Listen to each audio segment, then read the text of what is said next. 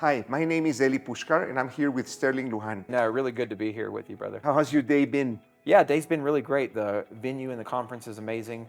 I'm new to the whole Atlas community, and I think I'm at the right place. Very strongly believe that. Very amazing people here. Oh, yeah, great people, very optimistic, clear-pilled people who have an understanding of the future and the direction that we're going. Tell us a little bit about how you got here. What was the way to where you are today? I've been working in cryptocurrency blockchain industry for 10 years. I got into Bitcoin really early, 2013, really got deep into it in 2015, and actually started working in the industry at that time. I worked with Roger Ver at Bitcoin.com for 3 years. I was the communication ambassador.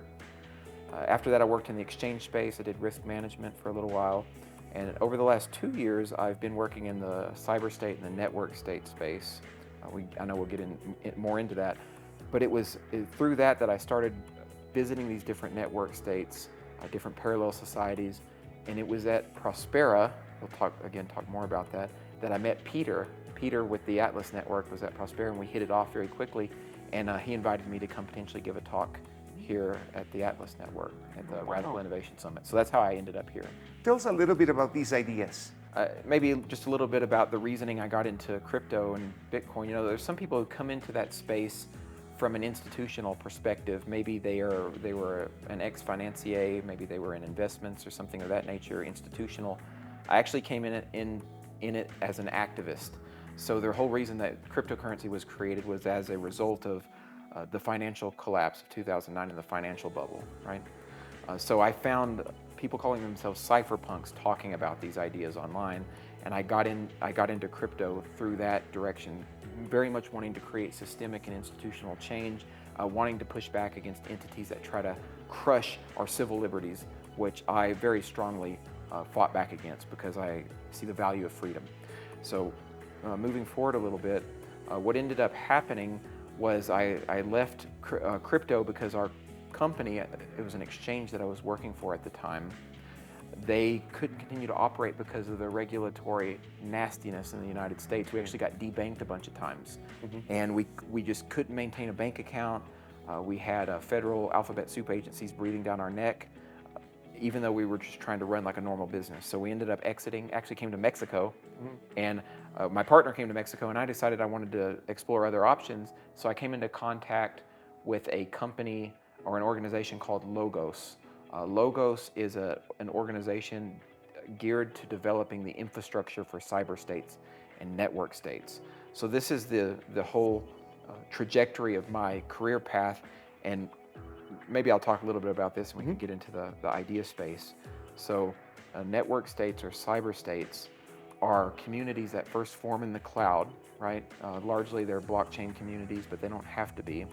And they share a common identity, common values, mutuality, governance frameworks.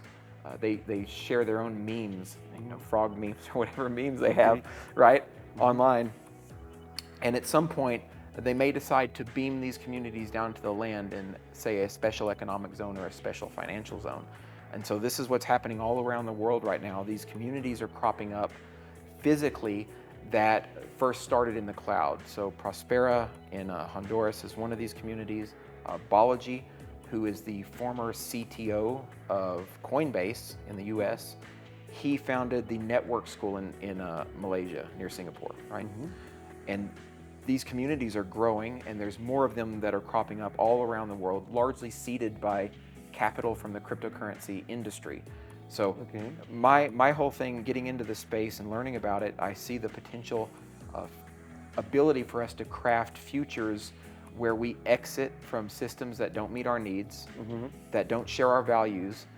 So we opt out of those systems and opt into these network states, and we can potentially live there, bring our families there. We could uproot if we wanted to, or we can just be there mentally in the cloud with these communities. But the idea is that we come into a community where our values are largely shared, because one of the major problems with the nation state, right, or the traditional state is that people are kettled together, right, in these communities, and they may have different views, and this creates a polarized thinking, political tensions, and we see that reaching a fever pitch in, especially in the U.S. and the Western world right now, right? Okay, so that was a bit of background. I hope that's helpful too. One of the ideas that I really like is the, Noah Harari's idea on the fictions and how humans use language to create fictions, and fictions help them help groups work together, organize better, etc. Money is a fiction, religion is a fiction. How do you think that these communities would rely on these fictions, would rely on these shared ideas?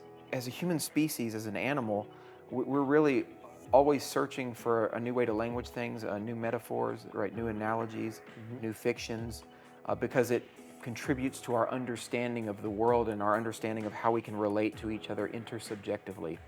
So I think that is hugely influential in these network state communities, right? Because we're always in the process, and this is something that I think is really new in the world, of creating and crafting new cultures, right? Culture is a kind of fiction. It's really what it is it's the accumulated knowledge base and shared ideas that we have built over time. You see this most presciently in the cryptocurrency ecosystem, where people are sharing frog memes like Pepe the frogs being shared around. There's a number of these different memes that have a humorous kind of almost degenerative element to them, but that has become part of the culture. So it's this shared sort of identity fiction of who these folks are. So I think, yes, I mean, this is to add what you were saying about money. Money is just a collective hallucination, really. This goes back to Austrian school economics, right? Subjective theory of value. All these fictions are just subjective entities that we use to move our societies and move our cultures forward. And so this isn't going away. It's actually probably becoming more manifest and more relevant, and also difficult for us to actually process because so much is happening at once now, because we're used to living in these monocultures, right? Where these institutions just try to control the narrative of every single fiction that exists in those cultures. But now we see this beautiful proliferation of new cultures and new societies and new movements that it's almost too difficult to keep track of, but really what it's representative of us inventing new ways to govern each other, new ways to work together, and new ways to have a cooperative sense-making mechanism. And I think that's an amazing thing. So yes, I agree, these collective fictions or hallucinations culturally that we have are always going to be an important part of our societies. But I think this is key. I think we all focus on civil liberties, human flourishing, pushing into the future. And so the fictions that we craft certainly should not have a totalitarian tenor or a dystopian tenor to them. They should have messages of freedom and peace and prosperity and pushing forward and an optimistic vision about the future. So those are the kind of quote unquote fictions that I'm trying to craft, and that I think a lot of people in like the network state movement, and I think a lot of social entrepreneurs that are even in this Atlas network are trying to reproduce and to really generate. Do you think that there's a framework for how these network states can coincide or live alongside normal states? Yeah, absolutely. So I think we don't have to. I'll speak from a personal perspective. Early on in my developmental stage as a libertarian, I very much leaned heavily anarcho-capitalist. I still do in my principles a lot of ways, where I very much focused on what can we do to abolish the state institution. But over time, I've realized that there are some people who want to live in these environments. Maybe there are people who want to be micromanaged from cradle to grave, and maybe they need that. And who am I to tell them otherwise? So if they want to live in these systems, they should be able to. So I am a huge proponent of this idea called exit ideology. We should be able to opt out, exit our systems, and move into other systems that better meet our needs, right? So, and just a little bit of background on this idea of exit, because I think it's really important, not enough people discuss it. The idea was originally talked about by a German economist by the name of Albert O. Hirschman, and he wrote a profound book called Voice, Exit, and Loyalty. And in the book, he makes the case that as states and firms decline, that we can either choose to be loyal to them, right, for whatever reason, or we can choose to voice our dissent. We can say, this is really realized in protest, in counter-propaganda, and voicing our concerns. That's one solution or thing you can do. The thing that I'm a fan of that Hirschman talks a lot about is being able to exit and leave those systems of our own accord and own volition. So that's what happens. We can leave these systems. That doesn't mean the old system has to be removed. People can still live in it if they want to, right? They can stay in it. But what this does to me is it represents a counterbalance, and this is a novel way to think about it. What it means is that eventually, as these movements arise, that traditional states have to actually compete on an open market of governance services. Right. So that creates a more fair playing ground for people to choose what kind of societies that they want to live in and for governance services to prevail. One little last point I want to make here, there's a philosophy behind this that is a species of classical liberal thought, and it's called panarchism or panarchy.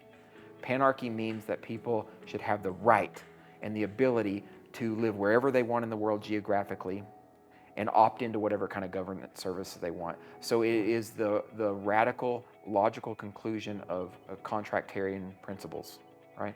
So who are we to say what the contents of a contract are? If a person opts into something voluntarily, that's their choice. So the system can, for all I care personally, can stay the same if it wants, so long as people have freedom of movement, freedom of choice in the systems that they live in. And this is what's represented by the network state, cyber state movement. It looks like everywhere you turn, there are countries that are trying to break up. And you can see how there's a big resistance to granting freedom, granting independence to a part of your soil. How would that work with the cyber states? Okay, so we're in an intermediary phase right now, right, where it's really difficult to, being an American citizen, it's even worse, and this speaks to my point, it's very difficult to exit completely because you have to renounce your citizenship. That takes a bunch of legal time. There's a taxable event that happens, so that's very difficult to do. But I think one of the primary ways that we're going to finally be able to exit is through the use of special economic zones, SEZs, special financial zones. Like Prospera is in a special financial zone called a ZA. It's like a zone of economic development and employment. And what this means is that these are hubs that are actually set up to invite entrepreneurs, thinkers, philosophers, iconoclasts, people who are maybe social apostates to come into these spaces and to finally try to exit. And maybe they even have services that help people leave their home country so that the transition is more smooth. But still, this is very early stages in this movement. So how this transitory period irons itself out for the common person too remains to be seen. But one thing is for certain, this movement is not slowing down. In my talk, I said this isn't a flash in the pan. This isn't something that's a fad. This is lightning in a bottle. This is something that's happening explosively right now, and that there's nothing anyone can do to stop it, like they couldn't stop cryptocurrency, right? It's anti-fragile, and it's going to continue to grow. But yes, there are like what I would call bureaucratic, red tapey kind of problems that we have to deal with over time, and this includes exiting old systems and moving into new ones. But I think just like governments have started leaning more into crypto because they realize they can't stop it, eventually they're going to lean more into network and cyber states because they're realizing that their citizenry are starting to leave. You know, this is a whole tangent, but we have this massive digital nomad movement that has emerged, especially after COVID, right? The COVID what I call it a pandemic, right? The COVID it emerged, and people realized that, you know, there was a great resignation. They left their work spaces and their offices, and they realized, why do I need to have an office space to work? I can work from anywhere in the world. So there was this great diaspora of nomads going everywhere around the world. I did that. I spend a lot of time at all these network states and cyber states, and I love traveling and moving around the world, and there's a lot of people in that position. And now they're thinking about, maybe I don't like being in my place in the US, maybe it's becoming dangerous to some regards, and maybe I want to be in a place where people share my values and there's not a bunch of cultural infighting and political volatility, as Peter said in his talk. So that's the case I'd make. Still new, still a lot to be ironed out, a lot of kinks in the system, but it's happening, right? Thank you very much, Sterling. Yeah.